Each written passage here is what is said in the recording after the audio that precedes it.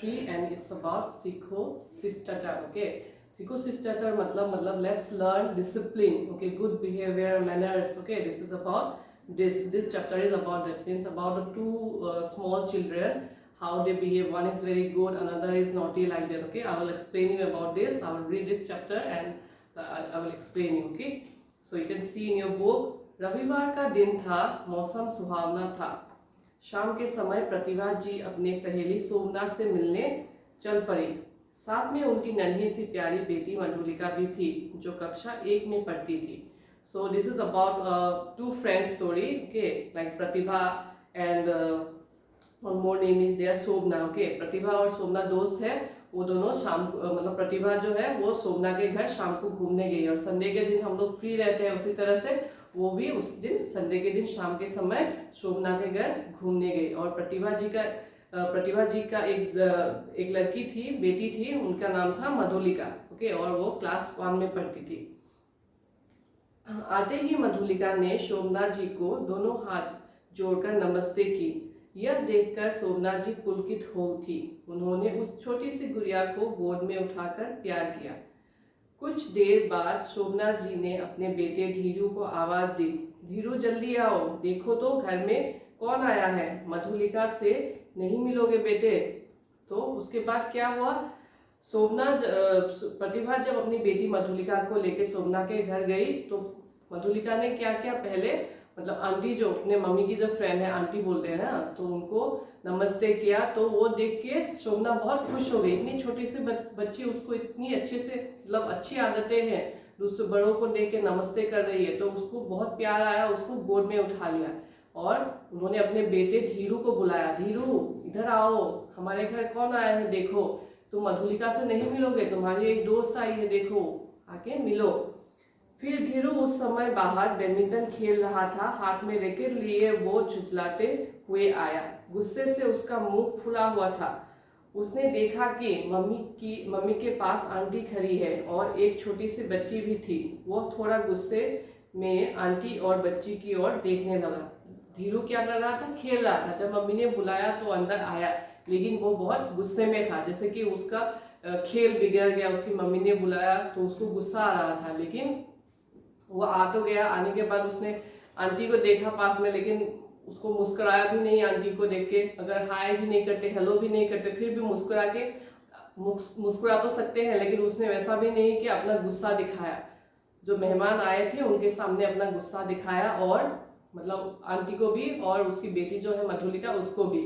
फिर क्या हुआ, शोभना को कुछ गुस्सा तो आया, पर गुस्से को दबाकर धीरू से बोली, बेटे धीरू, मधुलिका को भी अपने साथ ले जाओ, इसे भी अपने साथ खिलाओ.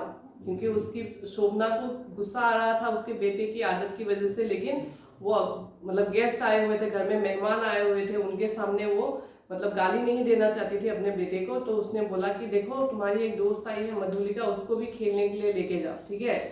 क्योंकि उसकी बेटी प्रतिभा की बेटी जो है मधुलिका, उसके अच्छे संस्कार है, अच्छी आदतें हैं, लेकिन उसके बेटे की अच्छी आदतें नहीं है. तो उसको शर्म भी आ रहा था अपनी दोस्त के सामने, ठीक है.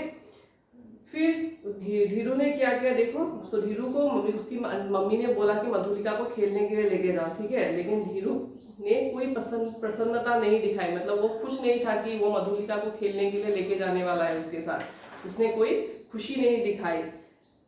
बिना मन से मधुलिका का हाथ पकड़ा और उसे खींचता हुआ ले गया. यह देखकर मधुलिका भी कुछ असमझ में थी, पर वो धीरू के साथ खेलने चली गई. मधुलिका को मतलब धीरू को जब उसकी मम्मी ने बुलाया कि मधुलिका को खेलने के लिए लेके जा, तो उसने मधुलिका का हाथ पकड़ा और खींचता हुआ लेके चला गया. मतलब अच्छे से नहीं बोल के चलो खेलते हैं बोल के, ऐसा नहीं, मतलब गुस्से से उसका हाथ पकड़ा और खींचते हुए लेके गया. और उसको देख के मधुलिका भी चौंक गई, अरे ये क्या कर रहा है मेरे साथ. लेकिन फिर भी वो चली गई उसके साथ. बच्चों के जाने के बाद प्रतिभा हंसकर बोली, शोभना लगता है धीरू कुछ ज्यादा ही नाराज है, आज तो उसने नमस्ते भी नहीं की. यह सुनकर शोभना उदास हो गई और दुखी होकर बोली, इसे कितना समझाती हूँ लेकिन यह समझता ही नहीं. शिष्टाचार की तो इसे समझ ही नहीं है. इसके पापा के लाड प्यार ने इसे सिर पर चढ़ा लिया है. इसके अशिष्ट व्यवहार के कारण मुझे सबके सामने शर्मिंदा होना पड़ता है। तो जब बच्चे दोनों खेलने के लिए बाहर चले गए, दोनों मम्मियाँ जो फ्रेंड है वो लोग बातें कर रहे थे, तो प्रतिभा ने बोला शायद धीरू आज बहुत ही नाराज है, मुझे नमस्ते भी नहीं किया। नमस्ते मतलब हेलो आंटी बोले से भी मतलब वैसा भी कुछ मतलब उसका रिएक्शन नहीं था, वो गुस्से में था। तो उसने बोला कि शोभना ने बोला कि इसका तो रोज का ही ये सब है, उसके पापा के लाड प्यार की वजह से वो बहुत दिन भर दिन बिगड़ता जा रहा है और इसकी वजह से मुझे दूसरों के सामने शर्मिंदा होना पड़ता है, दूसरों के सामने ऐसा व्यवहार करता है तो मुझे शर्म आती है। ठीक है, तो प्रतिभा ने उसे बोला, शोभना को बोला कि धीरू ही नहीं सिर्फ आजकल के सभी बच्चे ऐसे ही हैं। तो उसके बारे में यहाँ पे लिखा गया है, प्रतिभा ने शोभना से कहा यह धीरू की ही बात नहीं बल्कि ज्यादातर माता पिता अपने बच्चों के अशिष्ट व्यवहार के लिए चिंतित रहते हैं। घर आए मेहमान को नमस्ते करना, उन्हें पानी लाकर देना, प्यार और आदर से उन्हें आप कहकर बोलना, ये अच्छे बच्चों की निशानी है। बच्चों के लिए यही शिष्टाचार है जिसके कारण वे सभी के प्यारे लगते हैं। इसी तरह अगर वे कुछ खा रहे हो तो बिना मांगे दूसरे बच्चों को भी देना चाहिए, इससे प्यार बढ़ता है। मतलब प्रतिभा ने बताया कि सिर्फ धीरू की ही बात नहीं, आजकल सभी बच्चे ऐसे ही हैं, हमें उनको मतलब समझा के अच्छे सूझबूझ से उनको सिखाना चाहिए। जैसे कि कोई दूसरा हैवी काम, घर का झाड़ू पोछा ये सब नहीं, अगर गेस्ट आए घर में तो उनको हेलो कह के बुलाना, बिठाना, फिर पानी पूछना, फिर अच्छे से प्यार से बात करना, वही मतलब उनके लिए डिसिप्लिन है। ऐसे करके ही धीरे धीरे करके ही वो लोग सीखेंगे और बड़े होते जाएंगे, अच्छी अच्छी आदतें आती जाएंगी उनके अंदर। और अपने दोस्त के साथ अगर अकेले खा रहे हैं कुछ चीज़, सिर्फ चिप्स हो या फिर कुछ चॉकलेट हो, तो अपने दोस्त के साथ शेयर करना, ऐसे ही मतलब सीखते हैं बच्चे। कि शिष्टाचार के नियम केवल घर तक ही लागू रहे, हम घर में रहे या बाहर में, हमें शिष्टाचार का हमेशा पालन करना चाहिए। मतलब डिसिप्लिन सिर्फ घर के अंदर तक ही नहीं है।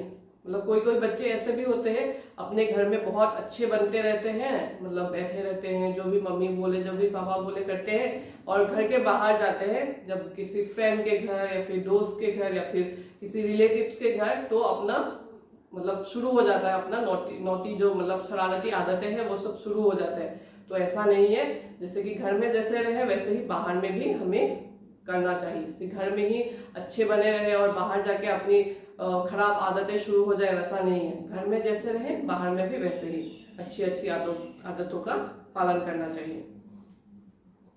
तो जो बच्चे दूसरों के घर जाते ही उनकी चीजें छेड़ना तथा तोड़ने लगते हैं, उन्हें कोई प्यार नहीं करता, उन्हें अशिष्ट कहा जाता है। इसी तरह दूसरों के घर जाकर जोर जोर से चिल्लाना और शैतानी करना अच्छी आदत नहीं है। तो कोई बच्चे ऐसे भी होते हैं, दूसरे के घर जाते हैं, दूसरों के चीजें तोड़ने लगते हैं, जैसे पेड़ हो पेड़ के पत्ते तोड़ने लगते हैं, कोई खिलौना हो, वो सब मतलब खराब बच्चे की आदत है और इसको अशिष्ट बोलते हैं, मतलब नॉट डिसिप्लिन। ओके, सो कोई बच्चे ऐसे भी होते हैं, आप लोग देख सकते हैं यहाँ पे किताब में, जब बड़े आपस में बात कर रहे हैं तब बातचीत को टोकना चिल्लाना भी बुरी आदतें हैं। ये भी हमें सीखना चाहिए कभी, मतलब जब सीनियर्स या फिर अपने मम्मी पापा या फिर कोई बड़े दादा दादी आपस में बात कर रहे हैं, हम लोग को बीच में नहीं टोकना चाहिए, ये भी खराब आदत है।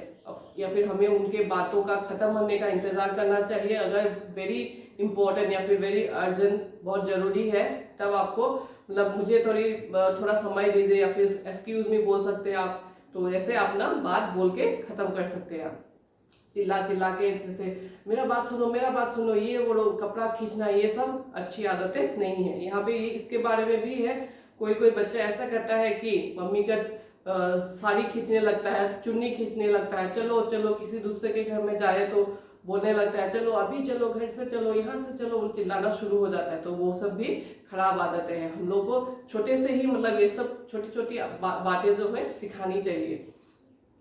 कुछ बच्चों की एक बुरी आदतें हैं कि जिस घर में, और ये भी है आप किताब में आप पढ़ सकते हैं, मैं यहाँ से बता रही हूँ आपको। कभी ऐसा भी होता है, कोई बच्चे दूसरों के घर जाते हैं, जैसे उनका खिलौना पसंद आ गया, ठीक है, तुम्हारा पास उसके पास वो वाला चीज नहीं है, किसी का गाड़ी हो या फिर लड़की होने से टॉय हो या फिर कलर हो, ये सब पसंद आ गया और चाहते हैं कि वो चीज घर में लेके जाए, तो वो भी खराब आदत है।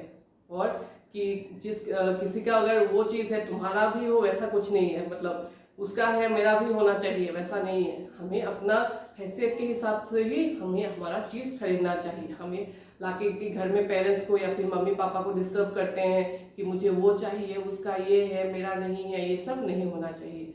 जैसे कि जो है उसी से संतोष होना चाहिए हमें। और कभी कभी ऐसे होता है, यहाँ पे लिखा है शोभना इसी मतलब धीरू की इसी वजह से बहुत परेशान होती रहती थी। शोभना चिंता करके और दुखी होने से कुछ नहीं होगा। तुम्हें धीरू को अभी से शिष्टाचार और छोटी छोटी बातें प्यार से सिखानी चाहिए, जिससे तुमको या धीरू को किसी के भी सामने शर्मिंदा नहीं होना पड़े। तो उसकी फ्रेंड प्रतिभा बोल रही है कि अभी भी तो धीरू छोटा ही है, तुम अभी से सिखाना शुरू करोगी तो वो सीख जाएगा। एक दिन में ही तुम सब नहीं सिखा सकती हो, थोड़ा थोड़ा करके अच्छे खाने के टाइम पे या फिर बैठने के टाइम पे, पढ़ने के टाइम पे थोड़ा थोड़ा करके हम उसको सिखा सकते हैं। जो बच्चे शिष्टाचार सीख लेते हैं उन्हें सब भी प्यार करते हैं। उनके साथ मिलकर बैठना और बातें करने में भी सभी को मजा आता है। ऐसे बच्चे ही आगे चलकर सफलता की सीढ़ियां चढ़ते हैं तथा अच्छे और आदर्श नागरिक बनते हैं। सो ऐसे ही जो अच्छे डिसिप्लिन वाले, अच्छी आदतों वाले बच्चे हैं वही उसी को सब पसंद करते हैं और उनके साथ बातें करना भी चाहते हैं और इन फ्यूचर बड़े होके भी वो अच्छे सिटीजन या फिर नागरिक मतलब सिटीजन, अच्छे आदमी बनते हैं। सो यहाँ पे जो मेन ये जो चैप्टर है शिष्टाचार के बारे में है, मतलब डिसिप्लिन, अच्छी आदतें, क्या करना चाहिए, क्या नहीं करना चाहिए, कैसे बोलना चाहिए, कैसे बैठना चाहिए, बहुत सारी ऐसी चीजें हैं जो हमें सीखनी चाहिए। ठीक है, और मेन थीम जो है शिष्टता और संतुलित व्यवहार से हम सबका मन मोह लेते हैं। मतलब अच्छी आदतों से हम दूसरे को इम्प्रेस कर सकते हैं, दूसरे को हमारे लिए अट्रैक्ट कर सकते हैं। ठीक है, और ये फिल इन द ब्लैंक्स जो भी हो, वर्ड मीनिंग हो, आप लोग ये सब पढ़िए। जो माइली ऐप में आप लोग को मिल गया है वो सीखिए अच्छे से और टेस्ट के लिए प्रिपेयर कीजिए अपने आप को। ठीक है, thank you. Stay home, stay safe. Do it for self. Do it for your family. Do it for India. Let's break the chain of COVID-19. हम होंगे कामयाब, जय हिंद। हम होंगे कामयाब, जय हिंद। हम होंगे कामयाब, जय हिंद।